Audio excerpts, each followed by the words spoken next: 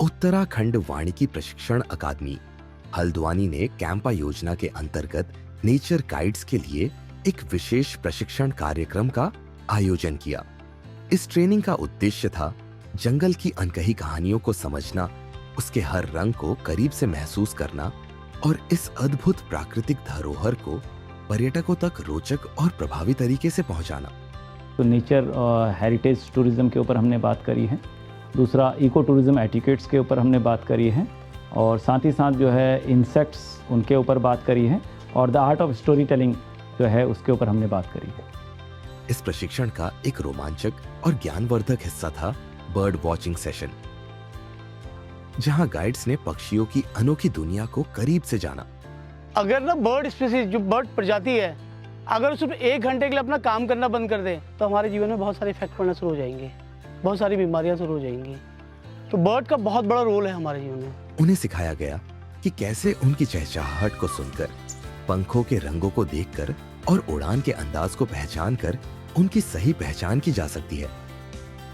हमने इनके साथ बात करी बर्ड टॉपिक पे कि किस तरीके से हम बर्ड को आइडेंटिफाई करते हैं, किस तरीके के हैबिटेट में कौन सी बर्ड मिलती है, स्क्रब हैबिटेट में कौन सा मिलता है, आपका वेटलैंड हैबिटेट में कौन सी बर्ड मिलती है। तो वो सारी चीज़ों पे हमने बात करी आज गाइडों के साथ, और बहुत अच्छा लगा मुझे। अपना अनुभव मैंने इनके साथ शेयर करा, जो भी मैंने इस फील्ड में अभी तक गेन करा वो अपने नई गाइडों के साथ अपना शेयर करा। सर हमारे सामने सबसे बड़ा सफारी में ये सवाल आता है, अभी हम नए गाइड हैं, गेस्ट आते ही हमसे बोलते हैं सर हमने केवल टाइगर देखना है, उससे ज़्यादा आपको कुछ नहीं बोलना है हमसे। अब जैसे सर हम उनको इंगेज पेड़ पौधों के बारे में कराते हैं, अब टेक्टोना ग्रैंडिस है, जैसे सागौन है, सुराय रोबस्टा है, सर अब वो बोलते हैं नहीं हमें पेड़ नहीं देखने सर, आप केवल हमें टाइगर सेटिंग करें। बहुत अच्छी बात कही इन्होंने। बहुत ऐसा क्लाइंट होता है उसको मतलब नहीं होता है जी कि मुझे पेड़ देखना है, मुझे चिड़िया देखनी है। तो थोड़ा सा क्या होता है कि हमारे ऊपर डिपेंड करता है हम उसको कैसे इंटरेस्टिंग बनाते हैं, स्टोरीज को कैसे इंटरेस्टिंग बनाते हैं ना जी।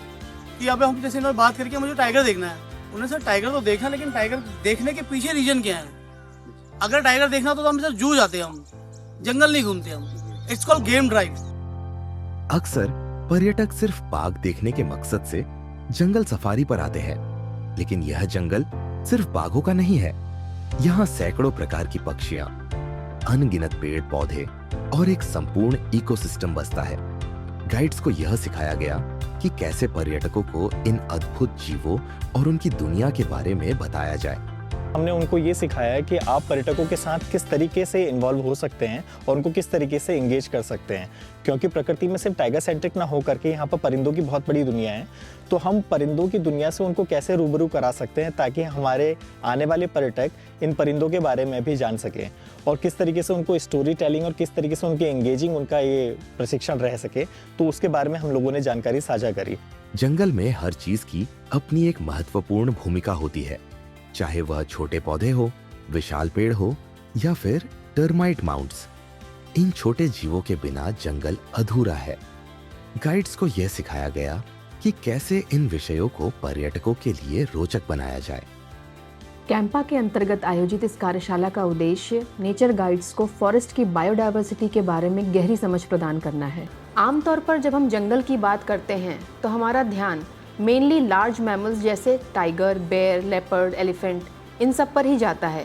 लेकिन हमें ये समझना चाहिए कि जंगल सिर्फ लार्ज मैमल्स तक ही सीमित नहीं है, बल्कि एक ऐसा इकोसिस्टम है जहाँ पर हर तरह के जीवों और पेड़ पौधों की अपनी एक इम्पोर्टेंस है।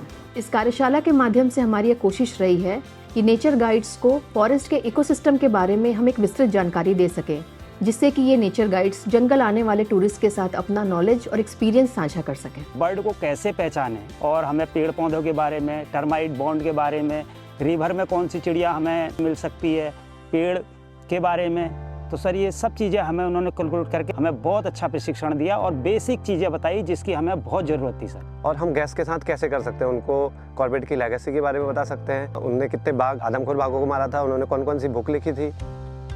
प्रकृति को देखने का एक और शानदार तरीका है फोटोग्राफी।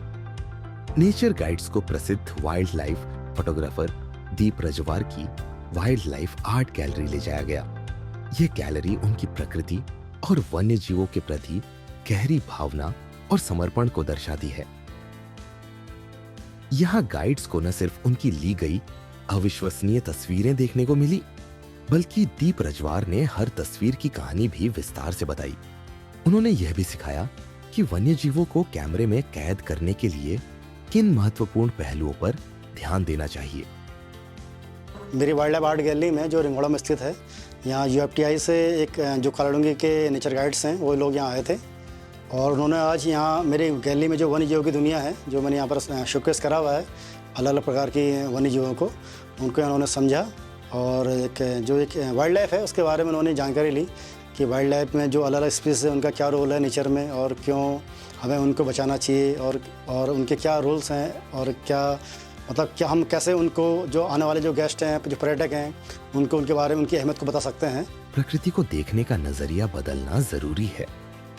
ये ट्रेनिंग न सिर्फ एक नया दृष्टिकोण देती है बल्कि उत्तराखंड के जंगलों को गहराई से समझने और उनकी सुंदरता को सहेजने की प्रेरणा भी देती है।